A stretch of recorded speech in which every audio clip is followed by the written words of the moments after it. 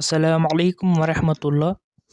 हसन मलिक ये भाई सवाल करते हैं कि तहज्जुद की नमाज का मुकम्मल तरीका बताइए कि कैसे अदा करें। तो देखें भाई, तहज्जुद बड़ी फ़जीलत और बरकत वाली नमाज है। फ़र्ज़ नमाज़ों के बाद रब आला को जो सबसे महबूब तरीन नमाज है वो तहज्जुद की नमाज है, और तहज्जुद की नमाज के वक्त मांगी हुई दुआएं बड़ी जल्द अल्लाह की बारगाह में दर्जा कबूलियत हासिल करती हैं। तो सुनिए, तहज्जुद की नमाज का तरीका बड़ा ही आसान है। सबसे पहले तो तहज्जुद की नमाज के वक्त के मुतालिक जानिए कि तहज्जुद की नमाज का वक्त इशा की नमाज के बाद से लेकर फजर की आज़ान आने से पहले तक बाकी रहता है। रात के किसी भी हिस्से में अगर आप सोकर उठ जाते हैं और उसके बाद चाहे 1 बजे हों, 12 बजे हों, ख्वाह 11 ही क्यों न हुए हों, तो अगर आप उस टाइम तहज्जुद के नफिल पढ़ना चाहते हैं तो आप उस वक्त भी पढ़ सकते हैं। लेकिन याद रहे, सबसे जो अफजल वक्त है तहज्जुद की नमाज अदा करने का, तो वो रात की तहाई हिस्से के बाद का वक्त होता है।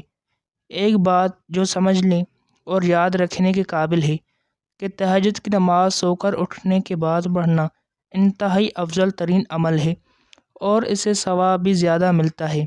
लेकिन अगर कोई इंसान रात को जाग रहा है और वो समझता है कि अगर मैं सो गया तो तहज्जुद के वक्त में नहीं उठ सकूँगा, फजर के वक्त ही उठूँगा, तो उस वक्त में तहज्जुद की नमाज से लेट हो जाऊँगा, तो ऐसा शख्स रात को सोने से पहले भी तहज्जुद की नफिल पढ़ सकता है। ये तो बात ही तहज्जुद की नमाज के वक्त के बारे में कि तहज्जुद की नमाज का वक्त इशा की नमाज अदा कर लेने के फ़ौरन बाद शुरू हो जाता है और फिर फजर की आज़ान आने तक बाकी रहता है। इसी तरह रात के किसी भी पहर तहज्जुद की नमाज पढ़ी जा सकती है। सोकर उठकर पढ़ेंगे तो ज़्यादा सवाब मिलेगा, लेकिन अगर सोए नहीं तो फिर किसी भी वक्त तहज्जुद पढ़ सकते हैं। अगली बात करते हैं, तहज्जुद की नमाज की कितनी रकातें होती हैं। याद रहे, तहज्जुद नफिल नमाज है। आप इसकी 2 रकात, 4 रकात, 6 रकात, 8 जितनी भी रकातें आप आसानी से पढ़ना चाहें तो पढ़ सकते हैं। उसकी नियत क्या है? तो भाई ये नफिल नमाज है। आप दिल में इरादा कर लें कि मैं तहज्जुद की नमाज 2 रकात नफिल पढ़ने लगा हूँ या पढ़ने लगी हूँ, तो उसके बाद नमाज शुरू करें। तो तहज्जुद की नमाज 2 रकात करके पढ़ी जाती है। इसी तरह बाज़ लोग ये भी पूछते हैं कि इसमें कौन सी सूरतें पढ़ें।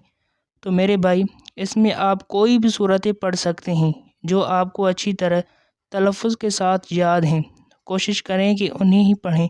बस कोशिश यही होनी चाहिए कि नमाज को बड़े आराम और सुकून के साथ अदा करें।